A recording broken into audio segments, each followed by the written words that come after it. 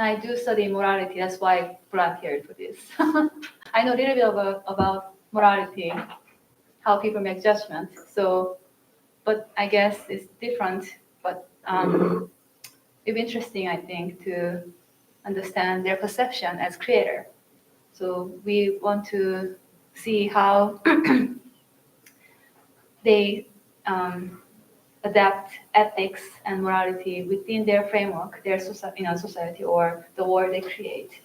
How they speculate and do they change. I don't know. So that will be a question. Do you change or do you create entirely new thing or do you adapt, right? That's something that we want to discuss within this, discussion. So please, floor is yours. Who wants to start first? Are we doing introductions first? Oh, right. I assume everyone knows each other. Thank you so much. Okay. It's only my second time. Yes, please. Thank you. Sure. Yeah. I'll repeat what I said in the last panel. Thank you. Hi, my name is Sieun Tregillis. I'm both a scientist and a writer. I'm the author of 7 novels. That's, I think, all we need to know about me. But you have your TV? Oh, Yeah. My favorite TV show. No, I'll hold on to that. Okay, if it yes, comes sir. up. Okay. And next? Okay. My name's John Stith. I'm the author of 10 plus science fiction novels, including Disavowed and The Tiny Time Machine. My novel, Manhattan Transfer, is in development for a TV series, and Redshift Rendezvous was a Nebula nomination. And I'm Lauren C. Teffeau. I'm a writer from Albuquerque. My first novel, Implanted, was a cyberpunk punk thriller. My second book was called A Hunger with No Name, and that is an environmental fantasy. Mm-hmm. And I've written a bunch of short stories, and I really like these kinds of philosophical questions. I'm Brian Hinson. I exclusively have shorts published, about 24, and most of my characters in my stories, I deal with socialist issues. I deal with oppressed and impoverished characters more than anything else. Perfect. So should we now start? Yes. Let's go. Yeah, everyone knows this interactive. Yeah, I've known them a little bit now. So anyway, thank you for being so kind. And please. Is there a question we're starting with? Oh, so the question will be, how do you define morality within your framework? Right. Okay. Do you come up with an entirely new thing or something that's, is in the society? Sure. I guess personally, I'm more of a utilitarian, I guess, in most instances, and that comes out, given a character's circumstances, how they act. Either there's shades of ethics of what they can do and what they actually, it's possible. When, for instance, if you're living in an oppressed society, when does it become a by any means necessary type situation where you can hire a suicide bomber or something like that? These are definitely questions that society is facing today in some places in the world. So, I deal with, I guess, modern frameworks, but the characters usually don't know utilitarianism for anything. So they're just fighting for people they love and doing the best they can. And are they acting ethical? And I'll leave that answer actually to the reader. So you are saying that there's something right and wrong that you think already exists. Yes. And you are, okay, I see. How about you guys? I think it depends on the story that I'm writing and what I'm trying to achieve with it. Because sometimes I have my own personal ethics and morality that bleeds into the page just by osmosis, just by virtue of being the author. And then I have something I'm deliberately either exploring in my story, or I am trying to figure out if this is the future that I'm writing about, what are the things that need to happen to get to that future? And that implies a lot of decision making along the way. And what, so for example, if I'm writing solar punk, which is a positive post-capitalist future that's with community solutions and things like that, there's a lot of changes that need to happen with our current mode of operations, both individually, collectively, globally.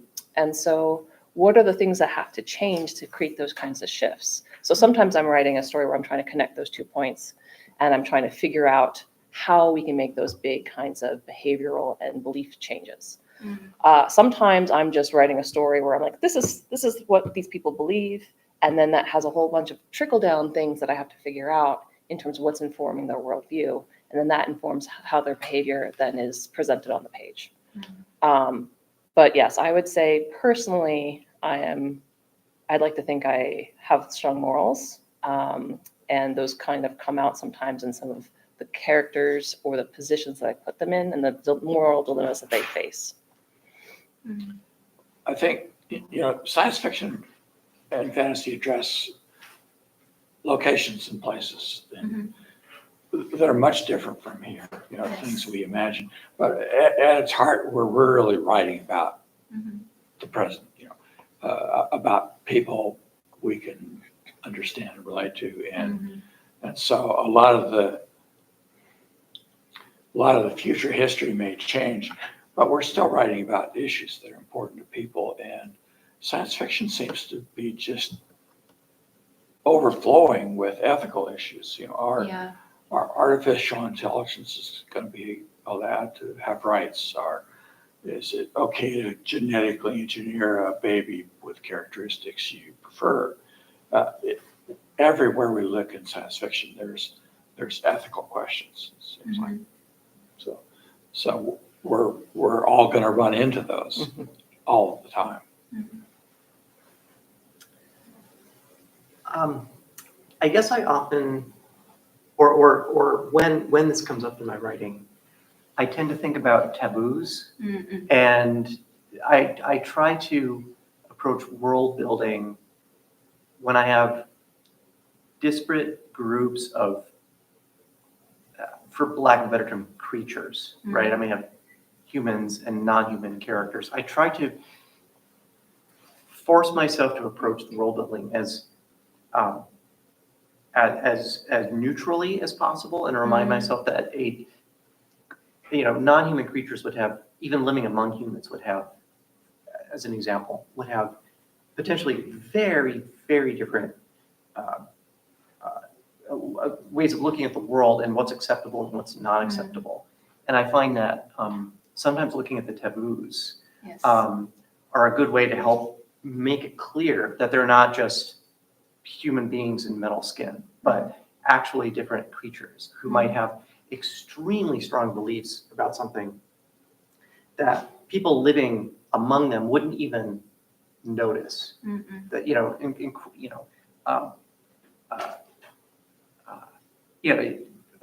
sort of almost unforgivable transgressions that are invisible to one group that are almost unforgivable to another group. I know. Yeah, I find that That's interesting.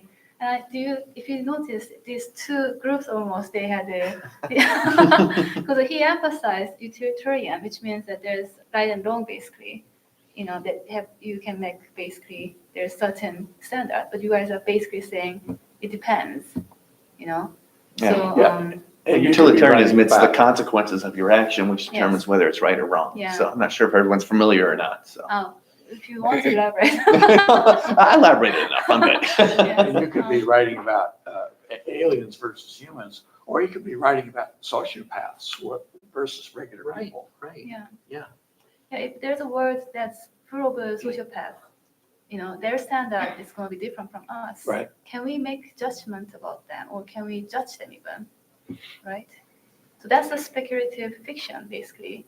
That, like you mentioned, John, there's a different word. That if there's a different word and they have different standard, can we? How are we going to create it? Because we have to be. Should we assume based on our motor, or is it their motor that we are just describing it? Well, I mean, I think we have to get out of the sort of the shell that we have that they're of a different culture, therefore we can't comment on what they're doing. Because if they're causing a grave pain to either people or a species or something, you should be able to call that out. Because if some species, or especially people, are experiencing a great amount of pain due to the actions of someone else that don't see that as wrong, I think you have to call that out. What do you guys think? Well, I mean, just here on Earth, we have such an enormous variety. I mean, if you look at life forms from, the octopus pansies to humans, there's an amazing amount of differences. And we've got cultures in which they sacrifice people for the good of the rest of the society, and they think that's the right thing to do. So still, we're just filled with ethical questions. I mean, I do think there's some value in trying to understand like an in-group perspective of a certain behavior if you're not a part of that particular group. And I think that's always a valuable exercise, whether it's in a story or in our daily lives. But then that perspective is always going to come into opposition with something else, whether it's your personal perspective or a societal rule or something like that. And so then that negotiation, I think, says a lot about the different power dynamics between those two things. It says a lot about, how you kind of evaluate justice to a certain extent and how you kind of then implement that kind of thing. Because, if it's just two individuals, and if we're talking about like sociopaths, for example, and a regular person, there are things where that's just not going to, the differences are going to not matter globally. But then in certain cases, that friction can then bleed out into the greater group or a greater situation in a city or town or whatever. So you have to, I think, the characters have to have, we're coming back to like an individual code of honor kind of thing. And you see this also with like anti-heroes, I feel like a lot too. Like they don't maybe follow the rules of society, but they have their own kind of honor code that they follow that is then discernible to the reader. And then the reader can be like, oh, I know how this person behaves, and have some sort of schema for evaluating their behavior, whether it's good or bad, or at least in keeping with that person's worldview. And so I'm rambling at this point, but, Yeah. but I guess what I'm trying to say is, even if there's somebody different, you can try to evaluate who they are, but well, eventually you're going to have to decide how to handle that person. And that's going to be informed by your own code of ethics, how you've been socialized, and the rules that you operate under, and how willing you are to break those rules. Sorry. Your turn. Again, a lot of fiction is just about us, the way we exist. Right now in politics, we have a very interesting situation where we've got two sides who both feel morally superior, both look at a lot of the same data and conclude, well, I'm right and the other side is wrong. And that's one of the toughest things we have to figure out right now. How about Ian? Listen, I find this very interesting, and it's actually making me wonder something. This is probably a very dumb question, but I'm thinking about this idea of where you have groups with, with sort of very different or maybe, incompatible moral frameworks, and finding accommodation between them and dealing with that friction. I don't have a background in linguistics, so I'm going to get this wrong, but it is my understanding that, a Creole is where two languages, people who speak different languages come together and they form sort of a shared language so that they could communicate in order to function.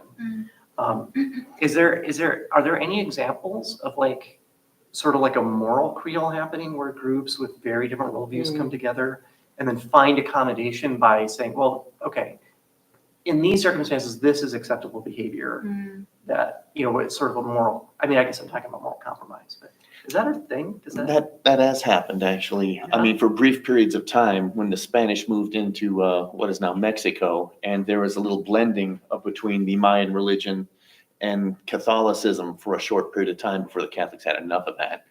But it sort of helped the evolution of getting them over to the Catholic side for a while. The Mayans created their own saints within Catholicism.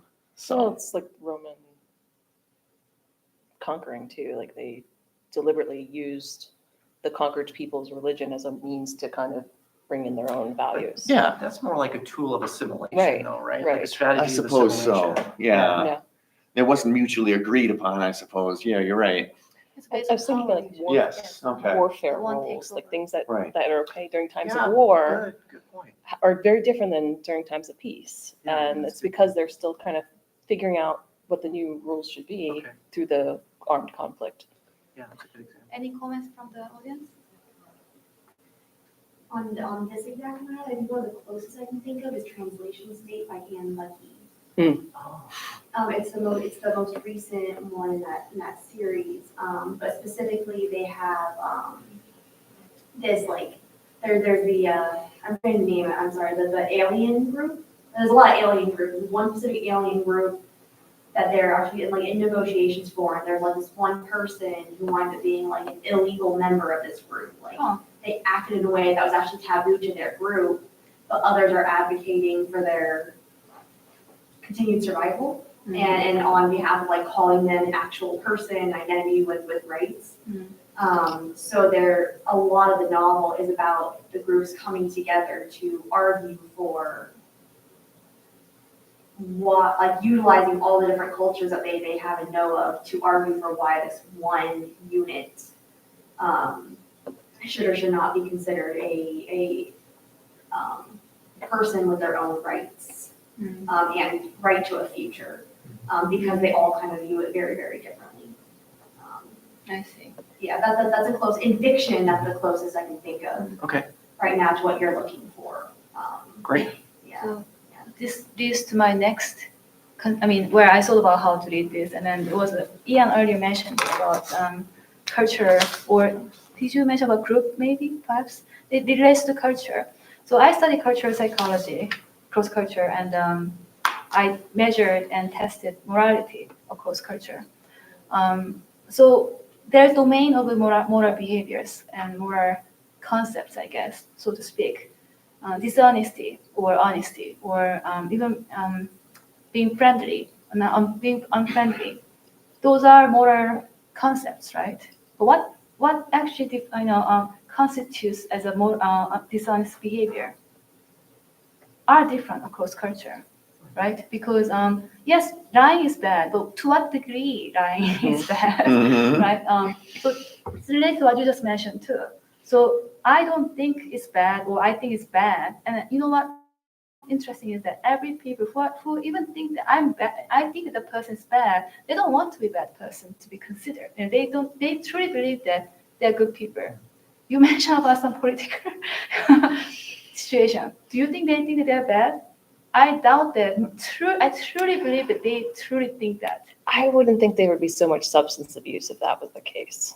Yeah. They truly think that where they doubt, they want to question, I guess. That's why they are abusing it, and they have to justify it, right?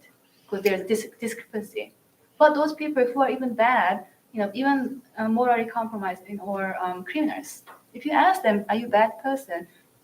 It's hard to say that I'm bad. Well, Right. Sure. So Yeah. what do you guys think about playing, this playing, playing a role in your stories and your creative world, I guess? I'm going to compare this to reality a little bit, the whole dishonesty and cultural thing. In some parts of Latin America, I was backpacking across Central America, and I found out through experience that if you ask a man for directions and he doesn't know how to get there, he cannot look ignorant. Therefore, he will make it up. So he will send you in a random direction, maybe, just so he doesn't look bad. Oh. Yes, so that to keep his honor and so he doesn't look stupid, he will tell you anything. But he won't tell you, I don't know, ask somebody else. They don't think that that's dishonesty. They think that that's more of a... Yeah, sort of just protecting their honor, I guess. I mean, it is dishonest, but he's supposed to They do don't it think that because way, it's worse to look stupid than to give someone bad directions. There's inherently a calculation going on there, right? Like, Yes. It's more important that I don't look dumb than I potentially send these people somewhere, that they don't need to be. Right. Like, it's more important that I look good than, that's really what's happening. Yeah, that's the juggling there. Yeah. And there are gradations of evil. I mean, there's a white lie, that's okay. And I think people draw that boundary in different places, and they have a different order for different events. Yeah. So do you think that that experience affected your creative world?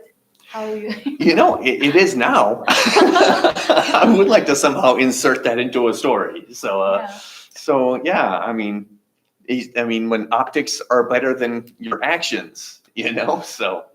I think that's part of what I think so fun with fiction is finding the right set of contexts or situation, characteristics, whatever, to have this kind of thing that's so terrible actually be kind of like a good thing, or have the reader think about it in a completely different way.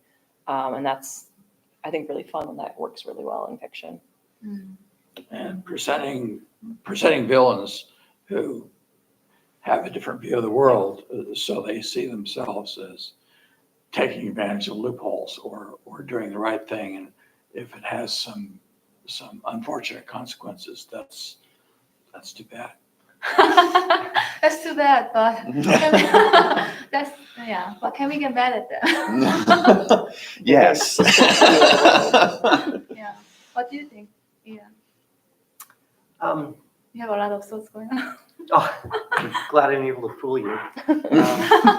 I think, what's coming to my mind is the disparity between real life and fiction. I was giving a workshop recently, and I was trying to emphasize stories have to make some kind of sense. Real life almost never makes sense, right? Real life doesn't have a plot, and the reason I was reminded of that because here, as I'm listening to this conversation, I'm reminded of a piece of advice I got a long time ago as a writer, which is that most people don't get out of bed every day and say, I'm going to be evil today.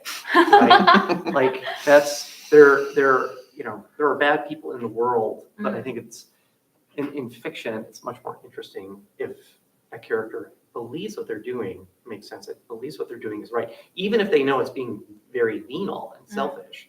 They have a logic, or they can justify what they do. Yeah.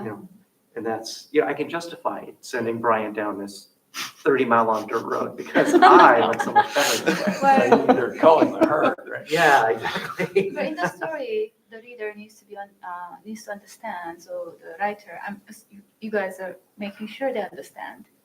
So they need to be understood. Sometimes you're writing unreliable narrators and anything goes. Right. Or at least that they can interpret that. But in real life, everyone has their own mind. And sometimes what you are basically saying is it can snowball. It can just add up to unexpected direction. I think everyone has, in a way, intention. And it become kind of a whole thing. But we don't realize that I was part of it. Or it was, a combination of everything. Is that what you're saying, basically? Like, yeah, I mean, I think, I think a character can be driven to things that might not. This is sort of like what Lauren was saying. Like a character can be over a course of circumstances can be driven to consider things that they would never consider at the beginning.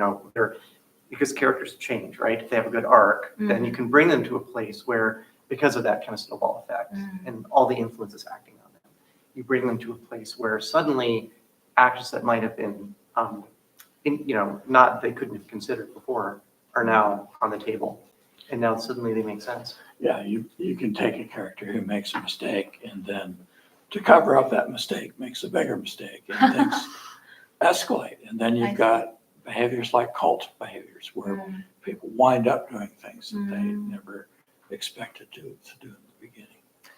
And I would say there's just greater social emotional awareness of how people are motivated, what mental afflictions they might have, what self-protective behaviors they might adopt. And so things that might be coded as evil in previous centuries or decades or whatever are now, that's what was going on. Okay, I was taking it personally, or I felt, like that being attacked when it was just this person's deal over here interfacing with this particular part of my life. And so I think we're going to see that kind of shift already in our fiction and more of that, I think, as well. we may see more narcissism in fiction Yeah. for a while. Yes. Someone decides they can do what they want because they're Mhm. intrinsically Yep. great. Yep. No matter what they do, it's great. Well, it's that, and I think it's also just being unreasonable and not having mechanisms to deal with unreasonable people Mm. in a real way Yeah, when all with you that have much is, money and power. yeah, when all you have is mores instead of Yeah. laws. Mm. Yeah. So you're saying that the change in the world is reflecting. Do you think also reflects who you are as well, good and bad, perhaps? The moral compass that your characters hold. Yes. I mean, anyone can put in a situation where they would do something bad to save Yes. themselves or save their family. You know, you would murder to save your own child, I would think, if there was such a situation arose, you know, if there was no other way. But I mean, sometimes I deal with religion in my fiction, and characters are grown up with these certain set of mores that other people might see that's not logical, and in fact, that's downright mean. And you can, real world examples might be child brides or Yes. honor killings Yes. or something like that. I was And a thinking lot. about that. Yeah. Oh, Yes, okay, perfect. yeah. And so, I mean, you can bring that with your made up religion in your fiction Mm. and play it out in something similar. I mean, so But they believe that's truly okay within their framework, though. they do. Yeah, Yes, they something absolutely good, yeah. do. And I was raised in a very severe Christian household, and there's some rather odd things that they believe that are correct. And so, yeah, I mean, some people can move away from that as they mature, and some people are stuck like that for life. What do you guys think? I agree. I struggle with fundamentalism because I feel I have strong opinions about it, and I'm not going to share those right now. Oh, That's what it's for. Let's throw chairs. Yeah, this is what it's for, but okay. If you feel like it later. Yeah. Yeah. How about you guys? John? I don't have anything to add right now. Ian, what do you think? Boy, I have to So much to think, huh? Dude, I have to, yeah. I'm lucky I'm at the end of the table, so I'm I have to let that stew for a while. I'm not sure where I land. Yeah, It's complicated, isn't it? very. Yes. So you don't want to dismiss or disrespect other people's belief. At the same time, you guys earlier, what I found interesting was that you guys said that you have this strong sense of morality, that what you like and what you believe. So that, do we have to, When is it moral to intervene? Yeah. I guess Yeah. is a question, because you have to respect people too. You do, yes. And you also have to save people from crappy situations, but that's a balancing act. And I don't have the answer, I guess, Yeah. so. Oh, I was just going to say, like, a person with fundamental beliefs is also not capable of change, like Brian was saying. So that's also just not a very interesting character to follow over a course of a story, but they are very interesting. They can be used as a device. And so I tend to, I think if I'm going to use a fundamental person with beliefs that are unchangeable, that's how I would use them as like an example or a force of working against my protagonist in some way, because they're just not very interesting from a character arc perspective. Now, if we're talking about somebody who had a crisis of faith and then had to go about either rebuilding it or transforming into something else, that's a lot more interesting to me. While they're thinking, does anyone have a question or comment to share? Yes, please. So it sounds like a lot of what you have to deal with is, in addition to thinking about the ethical considerations of not just your character, but of the culture and then the wider world building. So there's 3 levels of ethics right there to deal Yes. with. It sounds like you'll also have to balance the role that blame plays in here as well. And John, you had mentioned like villains. Right, so there's always going to be a villain who has the ethical low ground according to the main character or the reader, right? But as the author, how do you have to think? I imagine you have to think about, how do I assign blame without pointing fingers and making it just a lesson for you to learn. So I don't know if that's something worth discussing.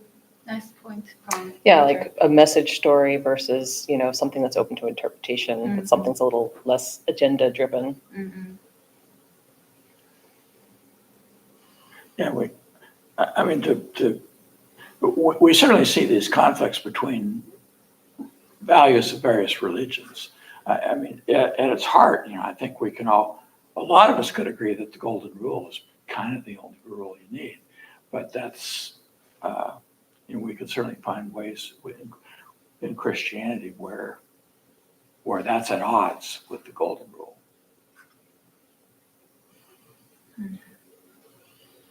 Yeah, I like what Lauren said about, leaving things open to interpretation. And I think, I see. yeah, I think, I'm always turned off by stories that turn polemical, right?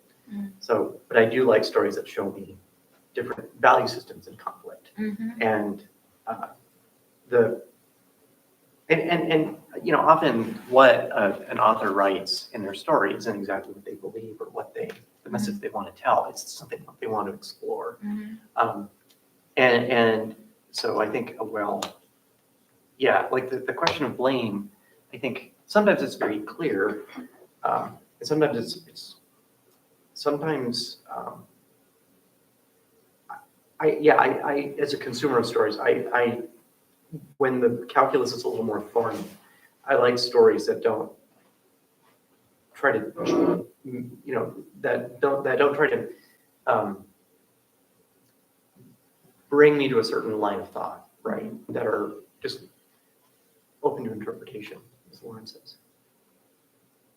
Or I also like just like they can both be wrong in different ways, or not. One can certainly be right, but then gets run over by a bus, the next day, So like, I like also like endings that, the impotence against the universe that humanity has, I think is also kind of interesting too. Any other comments or questions? No? Is there anything you guys want to talk about in this concept? Yes, please. We could list some of our favorite media or stories that bring up ethical. Yeah, what's going on and stuff. constraints. Yeah. I think back to Little Fuzzy by H.B. Piper is one of the earliest things I recall right now that had that question of what level of sentience or intelligence does an animal need to, or a being need to exhibit before that person has rights on our scale. And right, is intelligence the only factor? Right. I mean, most animals have a sense of pain, emotional and physical. It's Right. like, do we have a right to treat them really shitty just because we're more Right. intelligent and powerful than them? I Yeah. know. I mean, you can clearly see animal videos that show that they experience surprise, they experience playful joy, they exhibit curiosity. We really underestimate Absolutely. the world in a lot of ways. Everything. Yeah. Yeah. But then it become our convenience sometime, right? Mhm. And we Exactly. Yes. Sometimes we do terrible things for our convenience and we don't realize it. I mean, even certain levels of intelligence we don't think about. I learned just a few years ago that wasps recognize each other by face. And so it's got to be a sign of a digital intelligence to account for my hive mates. And dolphins call each other by name, but that's been known for a while. So, Yes. yeah. Orca especially, they actually like bully. Yeah. Yeah. So Lauren, what do you think? In terms of examples, I think my first exposure was probably reading like Flowers for Algernon in like 6th grade or something like that, and having that emotionally devastate me, and realizing from there I read like lots of Le Guin and Ray Bradbury short stories and things like that, and then how like those moral dilemmas kind of kept piling up in those stories, and so that I think kind of showed me that how science fiction could be used to kind of ask these questions and look at these very specific examples as a kind of like means testing our own kind of approach to things. And so I still do that in my short stories a lot. Yeah, I think of Ray Bradbury's short story, The Baby, in which baby killing is presented as that's okay. Yeah. Have to read the story. Yes. He practices in certain circumstances, right? Yeah. But, sometimes it's weird that some stories, like especially again, she creates the world that's so idealistic, it's beyond. And like, is it really, like, or even who's the guy? He's a psychologist, but he wrote the book about 1985, I think. Orwell? No. 1984? No, the different title. I got confused. And he's the guy who did I should know his name. I'm a psychologist. He's a behaviorist, and he thought that he could manipulate people's behavior by and then create the. Oh, Milgram? I think so. Milgram?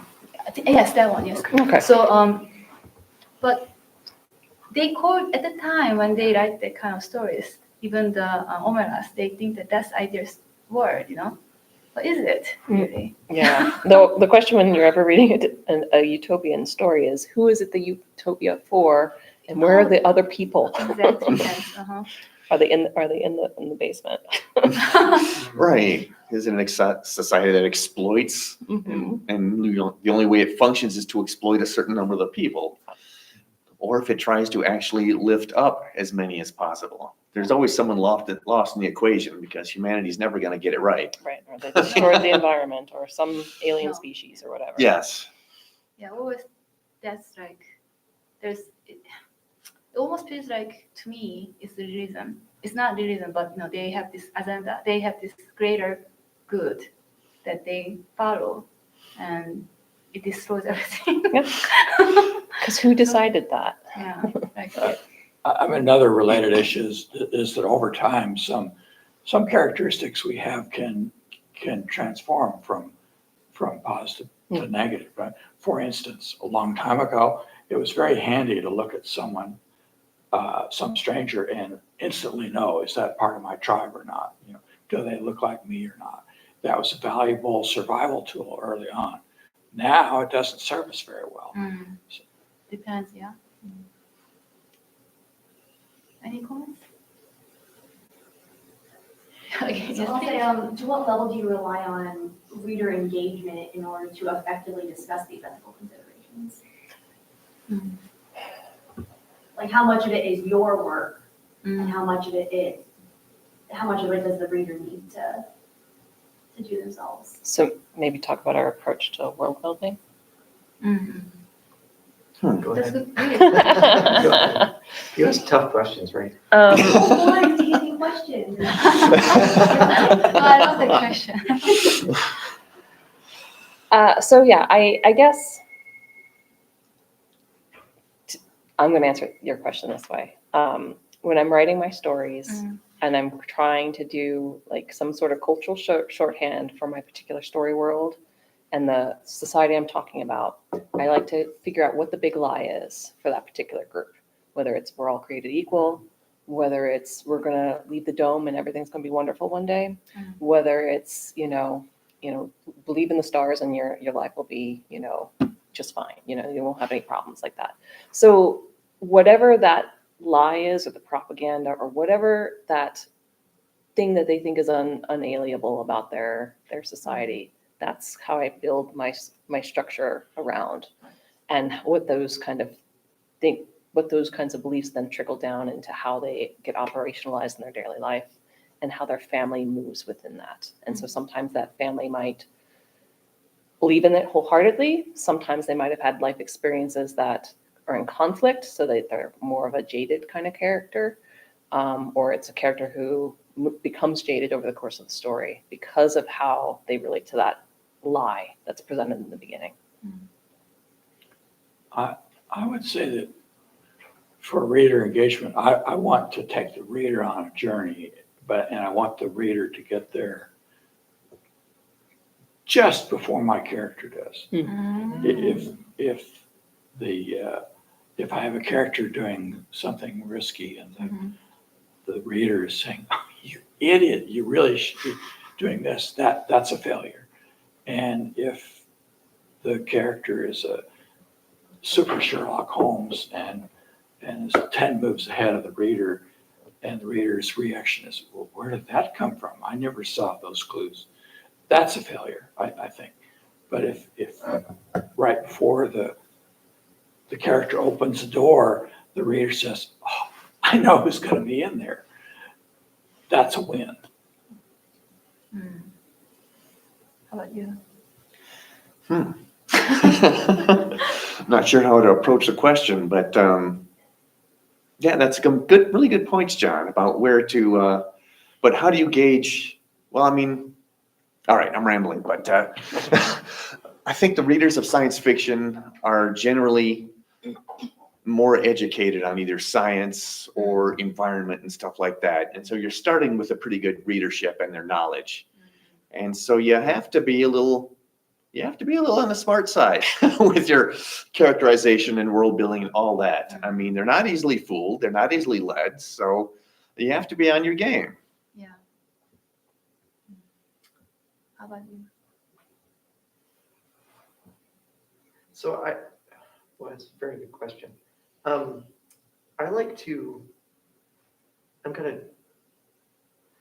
My characters always turn gray. And to maintain kind of reader engagement to the extent that it's there at all, I try very hard, if I know, or if I have a sense that, so, in the previous panel, I said, what if you have a found family and then one member of that family does something unforgivable? So maybe not going that far in this example, but you have a character who's going to, do some things that are questionable. It's very gray. I think it's very important from the page one to do everything you can to make that character likable, so that the character, or compelling, not necessarily likable, but compelling is the important thing, so that the reader is always interested and kind of engaged when the character's on the page, so that they're always watchable, right? And always, so the reader always wants to know what they're going to do next, even if they don't like what that character's going to do. If the character isn't sufficiently compelling, and the reader sort of lightly engaged, I think as their actions become great, not for the sake of being great, but because this is the way they evaluated the situation, and this is the decision. Yes. And it may be a very bad decision, like John said. I think that's a great plotting tool. You want that character to be compelling in a way so that the reader will continue to go with it, even as they go, "Oh no, Berenice, you shouldn't have done that. That was a terrible thing to do." But what's going to happen next? So. Well, I agree with the gray theory, because there's no, people think it's white or black. It's not really, is it? Because maybe I don't agree with it, but it makes sense. That's why we've been talking the entire time. Like, there's a cultural difference. There's a circumstances that they're in. It's where you said compelling, which means explainable, that we can understand, we can sympathize, empathize even. So yeah, I really like that answer. Yeah. And any other, I think at this point we should open the floor to everybody. Any comments or any question you guys want to have, perhaps? Ray? You probably come up with more questions. Just give me a moment. Can I make a pitch since Yes, it's please. come up twice today already on the previous panel. And I swear I'm not doing it just to be a broken record. But again, my favorite television show right now is Yellow Jackets. I'm sorry, I didn't hear that. Tell us again, Ian. We'll keep a tally on the board. But it is relevant because it is a real exploration of like a group of characters who start in a situation and they share the same morals that we do. And then things get a little worse. And then over time, it's like, what is the unacceptable behavior? And now what is the line you can't cross? Yeah. Oh, okay, well, now what is the line you can't cross it? And one of the reasons it works for me is because the characters are so unbelievably compelling. And we see who they were before the situation and we see who they were afterwards. episodes. It makes And they're sense to you, all huh? Yeah. fascinating To us. because they get very, very, very great, but at Mm, no point does their action come out of nowhere. Exactly, yeah. You understand Yeah. what brought them there. Yeah, I think it's a great exploration of these same questions. yeah, I think so. So that was Yellow to be able to Yes, share. that was called Yellow Yes. Jackets. Yeah. Thank you. Any question? Any question? As a filmmaker, have you guys ever thought about maybe making one of your books into a film, or have you ever talked to somebody about making a film? I've thought a lot about that. It doesn't tie into ethics, but in the 90s, I wanted to promote the idea that some of my works would make it to the screen. So I started writing feature film screenplays. And that was a real helpful experience for me because, obviously, well, on a screenplay, either the audience hears it or they see it, nothing else. Yeah. And so it really helped me become a more visual writer. So My first writing class was a screenwriting class. Oh. And so when I draft, it's almost always action beats and dialogue. And then I fill in the rest as I go along. And I find it really helps in terms of scene setting and adding that visual kind of component to a story. So it's not, you're not just in the character's head the whole time. So how do you balance just the unique world building along with creating a unique story? Well, I like it. So that helps. I had to learn that. Yeah, I took a long time to kind of, I was a big reader early on, so that helped, I think, kind of when I was writing in the more narrative mode versus more screenwriting mode. But I also just took time to kind of figure out where information should go and how to convey that to the reader. And that's hard. Yeah, good writing takes. I think working on a screenplay is also is one of the tools that helps you be more concise. In one Clint Eastwood movie, he's asked what kind of child he had. And the answer is short. It's perfect. Yeah. Awesome. Thank you. Sorry. No, I love it. But one of the really interesting things I find a lot of readers are hypocrites. Mm. And for this reason, y'all talked about morally gray characters. And I think it's a trope. Everybody loves a morally gray character.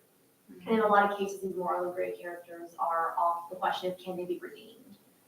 For example, assassins in sci-fi or fantasy, you always have like an assassin character or a character who has done just unbelievable cruel facts or actions in their past. And as a reader, you find yourself, if they're compelling enough, like Ian said, you find yourself wanting to understand and forgive them. And yet, in real life, we would never dream of forgiving the actions of many, many, many people. So why do you think this is? Why are we so drawn to these ethically gray characters who in real life we would never look twice at? I think it's escapism because we all, I think, have that grayness, and it's a safe way to express it, and it's in a safe way for that part of you to feel like it will have a happy ending, even if in real life that would be a terminal kind of place to go. Yeah, if you think of Walter White in Breaking Bad, I mean, he does a lot of terrible things, and his stated reasons are mostly wrong, and you won't find that out until the end. But yeah, you sort of, like Lauren said, you sort of think, yeah, if I was in that situation, that's what I would do. But you wouldn't. Only Walter White would. I never thought that he was a great person, or he actually did a bad thing. He did lots of bad things. He's an anti-hero, someone you root for that's actually sort of bad. So that's more on the darker side of gray. Okay, yeah. Well, I think I agree with Lauren. I'm not. Yes. Is there time for one more question No, please. or not? Are you finished with your, did you get your? Yeah, no. Okay. You sure? Well, I have a very simple question. Sometimes it's very hard to get at these issues without really specific examples. We can talk about AI and, the ethics of that and get nowhere. So I was thinking of the short story Cold Equation.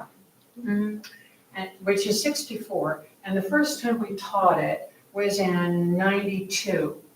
So the story of Cold Equation, I know you all know, is the space pilot is taking the medicine to the plague-ridden planet, and they discover a stowaway, and they're not going to be able to get to the planet with the saving drug for the planet that's dying because of the stowaway's extra weight. And so the dilemma is, what the ethical dilemma is what you do with this person. Okay, bear in mind it was written in 64, so there's an issue there. This stowaway's a woman, so there's an issue there. It's a plague, so there's an issue there. But all of these build up an ethical dilemma, which of course is deeply resolved by the airlock. She goes out the airlock. Okay, so we asked students, was this the right response? And they said no. Because, and not in so many words, but they said, because science could have solved this. They didn't give science the chance to, I don't know, float her outside the spot. I don't know what the solution would have been. But the notion was that it was not that human compassion was good, but that science could have found a way to make this ethical dilemma go away. And I always thought that was a very interesting solution to, at that point, almost a 30-year-old story. Anyway, would you like to comment on that? Could the Cold Equation be written today? Would anyone even read it? And would the issue be different? Would it have to be different if it were written today? Because as you say, students are more sophisticated about science. Human beings are more sophisticated about science, but they're not more sophisticated about ethics. They want an easy answer. Something I said in the car Resolution. on the way up, Great or way question. down to here, was we have a mythology that is primed to being, coming from behind and winning every time. And so there's so many of our stories now where we have these miraculous wins under circumstances that seem impossible. And so I wonder if that reaction is in part because we have so much stories that, there's that last minute discovery that saves the day, that's that kind of informing that kind of choice that they said, or that reaction to that story now. Yeah, I think part of that reaction may be that it was pretty deliberately constructed, and inartful. I enjoyed the story when I first read it, but I contrast that with a scene from The Abyss, where there are two characters who need to, in effect, escape underwater, and one of them sacrifices for the other. Very convincing. Manages to survive despite that, but it didn't feel manipulated to me the way Cold Equations made it feel manipulated. Yeah, I don't think that story could be written, certainly not in the same way today. But its base question, to actively murder one person to save potentially thousands. The good of the many. Yes, exactly. And as far as a utilitarian question, of course you killed the one person. Absolutely. So, but yeah, that doesn't sit well with people to do the active murder, So, yeah, I don't think that could be, certainly not the same way anyways, written today, and people would enjoy it or even think about it. People don't want to think so much about something that involves killing that may potentially lead to saving. But unless you just hate the culture you're talking about, that's done all the time in Hollywood. We have to kill these people. But yeah, this is a different situation. I take it this person was from the same culture and everything. So, If it was, so I'm very interesting, Patrice. Yeah. I don't know, I don't recall if, does the story contemplate the trolley problem solution because if it's the captain or the pilot making the decision, one of the options should be the captain puts the ship on autopilot and sacrifices himself, right? Was that ever on the table in the story? I don't recall. I don't think so. That's the trolley problem, right? I'm also curious, did you teach it again later? So you said you taught that in 94 or something like that? 92 or 94, I can't, but it's early 90s. If you were to teach it again 30 plus years later, would the students have the same reaction? Like, science could have solved this. Do you have a sense of whether that's the case? I don't think. And were the students Republicans or Democrats? I'm just wondering, like, if you would get the same answer today. That's so fascinating to me. Yeah. Well, you know, it was in an anthology when we were doing some of the classics. The reason we wanted to go back was we also did H.G. Wells and, you know, some of the classics, but this was a good choice, I think, because the science was light. It was science light, but the issue was heavy. Right. And the rationale was not really explored. You know, Godwin just, she's out the door in about 10 pages. So it's not really a long deliberation. They don't have time. That's the whole point. Right. So, and there might have been another solution, but I think what was pitted against, at least in some people's minds, was compassion or humanity, for want of an even more sticky term, against the reality of physics. And the conclusion of the story was that there's no contest here. There's only the reality of physics. There is no other and if you can't go to space if you're not willing to accept that. I think that was enough. It's 64, remember, space program. So Right. I think that was a really important message of that story. Now, by 92 or 94, I think it had been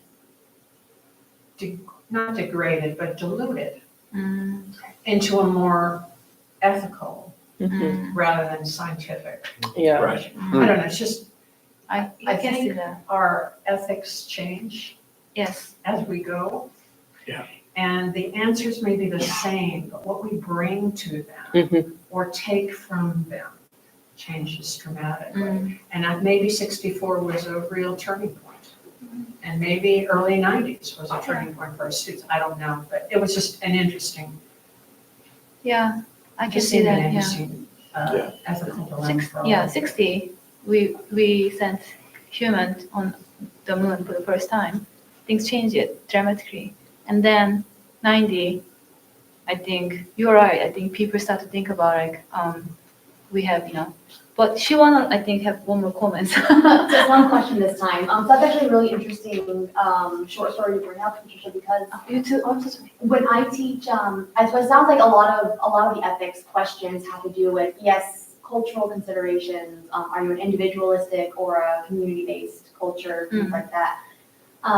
When I teach my students, I teach them like the basics of writing, and I ask them, is it more effective to give an overarching, like, logical statement? Say 99% of women benefit from not being thrown out of an airlock, for example. Like, just, you know, so 99% out of this, like, survey of 1,000, right? That's a lot of people that were surveyed here to benefit of not being thrown out of an airlock. I think would you provide that quote, or would you tell them about Barbara, who got thrown out of the airlock, right? And overwhelmingly, my students, actually not even overwhelmingly, my students kind of wind up divided. Some of them are very logical, and some of them are very compassion-based. So some of them will say, well, emotions will drive the reader. Therefore, knowing Barbara, having a name, having a face, right, makes that person more real to them than the 999 or whatever women in the survey that they were given. Yes. So even just the thought of one woman versus an entire planet, right? Humans there's been studies done about how humans are unable to conceptualize that many people. Realistic, I think somebody said like more than even like within our own social circles, it's like we are only capable of having like these deep connections to like 5 people or something like that. It's a very small number. So it sounds like a lot of ethics is an interesting question of the sheer human inability to conceptualize that number of people. We can react more strongly to the death of a family than to Yes. the Next death of of kin, 10,000 people Yeah. that we don't know. Or like you see a story on the news of you see a especially in Albuquerque, you see ghost bikes, right? Yes. So they'll show the picture of this one biker who unfortunately gets killed by a red light runner or whoever people suffer they're hitting in Albuquerque. And they're more likely to, so suddenly they might rally around like a Kickstarter for this one person in their family. Right. Mhm. But they won't go to city halls to rally for a change in like laws Right. about like cyclists' rights and things like that, right? Mhm. Because it's easier to attach to that one person. So it sounds like a lot of ethics questions in reality and in fiction are related to that. So the morally gray characters, for example, these characters are made real to us. Yes. So therefore, we want to act and react on their behalf. So so that was a really interesting. And there's one more question. Actually, I was just gonna say, really, it's kind of what Ian was alluding to, it's the trolley car ethics question, with what decision to make, and partially with I think the students were doing by saying, well, science could have solved it, the same thing as a lot of people saw at the end of Titanic. There was room on that door for Jack, too. I like that. So they're looking, so they're really kind of in some ways, they don't want to have to really make that decision, so they're trying to find where Trying she to is. rationalize it. Yeah, And They we'll then go couldn't back to have the been the question captain. of blame. Yep. Everybody just blames Rose. Well, you survived, therefore you should be able to do something. So back to the whole thing. Like, could the pilot have sacrificed themselves, right? Right. It's a never-ending series of blame and the trolley problem. Well, you just engineer a new path for the trolley. Yeah. So it's not science, it's engineering, right? Engineering can solve this, but you don't have time, right? So. Trolley question actually, moral dilemma actually became big part of the moral psychology early 2000. I remember. I think actually this is my personal opinion and observation as a psychologist, but I think the reason that became bigger and popular was that humans started to have more individual voices. In the past, even in the US, I think it was more of a, like, there's a group and society. But now we can speak up, and then we don't want to make, as you said, and some of you guys said, don't want to have a responsibility to make that judgment and decision because it's too much to bear at the end. It's hard because if you are killing somebody, it falls on you. And if you don't save people, it falls on you. Do you want that? I don't know. I mean, I actually don't want to think about it, but we might have to, right? So, yeah, it's great. It's very philosophical. Yeah. Thank you so much. I think we went over a little time, but perfect. Thank you so much, guys. And